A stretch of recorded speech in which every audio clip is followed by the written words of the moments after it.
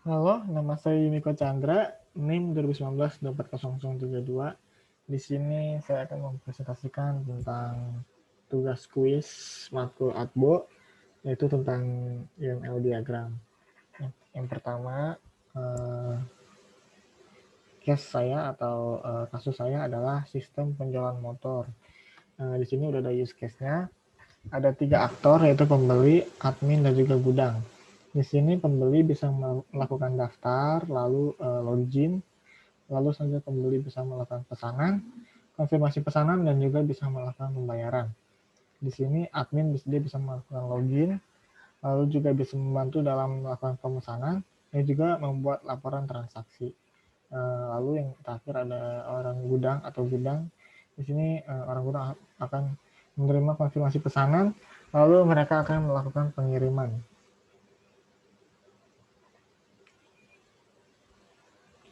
Lalu di sini ada activity diagram, daftar. Di sini aktornya ada pembeli dan admin. Mereka mulai dengan membuka website, lalu sistem akan menampilkan form yang harus diisi oleh mereka untuk pendaftaran. Jika sudah terverifikasi, sistem akan menampilkan menu login. Jika tidak, sistem akan menampilkan peringatan untuk mengecek persyaratan kembali. Lalu ada activity diagram login. Di sini admin dan pembeli pertama-tama memasukkan ID dan password di menu login, lalu sistem akan memvalidasi akun. Jika tervalidasi, untuk pembeli akan ditampilkan menu utama. Jika untuk admin akan ditampilkan menu administrasi. Jika tidak valid dan salah lebih dari 3 kali, maka akun mereka akan diblokir. Tapi kalau hanya tapi kalau tidak lebih dari 3 kali, mereka akan disuruh untuk melakukan masukkan ID dan password ulang. Lalu di sini ada activity diagram melakukan pesanan. Di sini pembeli memulai dengan memilih barang yang akan dipesan di menu utama. Lalu sistem akan merequest cek barang ke admin. Di admin akan diproses barang-barangnya. Jika sudah ada, lalu sistem akan menampilkan data-data barang dan harganya yang sudah dipilih oleh pembeli. Selanjutnya ada konfirmasi pesanan dan melakukan pembayaran. Di sini pembeli mulai dengan menerima data-data dan harga barang dari sistem, lalu diklik, sistem akan menampilkan menu pembayaran. Jika pembeli tertarik atau jadi beli, maka sistem akan menampilkan nomor virtual account dan pembeli bisa melakukan pembayaran. Tetapi jika pembeli tidak jadi membeli atau tidak tertarik, maka sistem akan menampilkan ke menu awal. Lalu di sini ada activity diagram melakukan pengiriman. Jika sudah terbayar oleh pembeli, gudang akan menerima laporan pemesanan. Lalu sistem menampilkan laporan pemesanan yang akan dilihat oleh orang gudang. Lalu selanjutnya gudang atau orang gudang akan mengirim barang ke tempat pembeli. Lalu di sini ada activity diagram membuat laporan transaksi. Di sini admin mulai dengan menerima laporan transaksi, lalu sistem akan menampilkan laporan transaksi tersebut. Jika sudah, admin akan membuat laporan transaksi. Lalu di sini ada sequence diagram daftar. Di sini aktornya ada pembeli, ada boundary-nya menu daftar, kontrolnya manajer validasi, dan ada boundary lagi menu login. Di sini pembeli pertama-tama mengisi data diri di menu daftar. Lalu jika sudah mengisi data diri, maka manajer validasi akan memvalidasi akun pembeli. Jika validasi sukses, maka langsung ditampilkan ke menu login. Jika tidak sukses, maka pembeli akan ditampilkan lagi ke menu daftar untuk mengisi data diri kembali.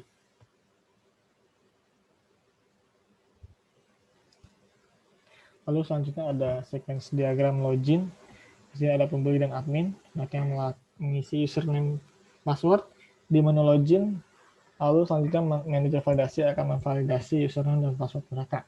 Jika di entity login username dan password mereka ada, maka validasi akan sukses. Lalu selanjutnya akan menampilkan ke menu utama. Jika tidak ada, maka akan kembali ke menu login. Tetapi jika lebih dari 3 kali, maka akan menampilkan pesan kesalahan dan juga akunnya akan diblokir. Lalu ada sequence diagram melakukan pesanan. Di sini pembeli pertama-tama mencari motor atau barang yang diinginkan di menu utama. Lalu selanjutnya manajer validasi akan mencek di entity daftar motor dan juga di admin. Jika sudah ketemu barangnya, maka akan ditampilkan motornya di menu pemesanan. Tapi jika tidak ada barangnya, maka manajer pemesanan akan menampilkan kembali ke menu utama. Lalu selanjutnya sequence diagram melakukan pembayaran. Di sini pembeli pertama pilih bayar di menu utama, lalu menu utama lalu selanjutnya akan berubah ke tampilan menu pembayaran. Di sini pembeli melakukan pembayaran, yaitu selanjutnya divalidasi oleh manajer validasi. Jika pembayaran sukses, maka akan ditampilkan lagi ke menu pembayaran dengan status pesan berhasil. Tetapi jika pembayaran tidak sukses, akan kembali ke menu pembayaran tetapi dengan status pesan kesalahan.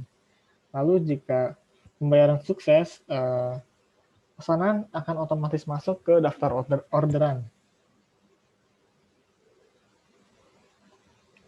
Nah, jika sudah terbayar, orang gudang akan melakukan pilih cek orderan di menu utama. Lalu manajer pengiriman akan mencek orderan-orderan yang ada di daftar orderan. Jika sudah ketemu, maka akan ditampilkan di menu orderan. Lalu selanjutnya orang gudang akan mengirim barang ke pembeli.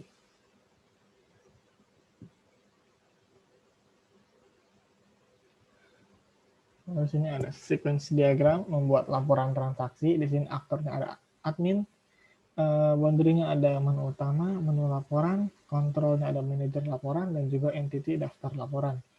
Pertama-tama di sini admin pilih buat laporan di menu utama. Lalu selanjutnya menu utama akan menampilkan ke menu laporan.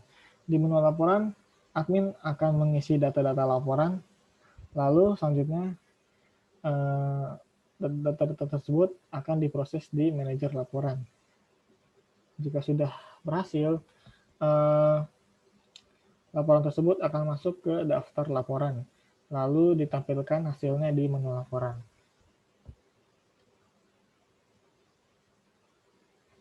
Lalu di sini ada kelas diagram sistem penjualan motor.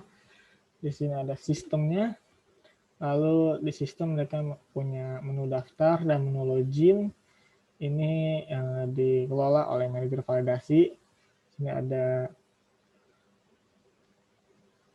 atributnya, mlogin, lalu ada metode-metodenya, ada blokir account, isi data, dan validasi akun.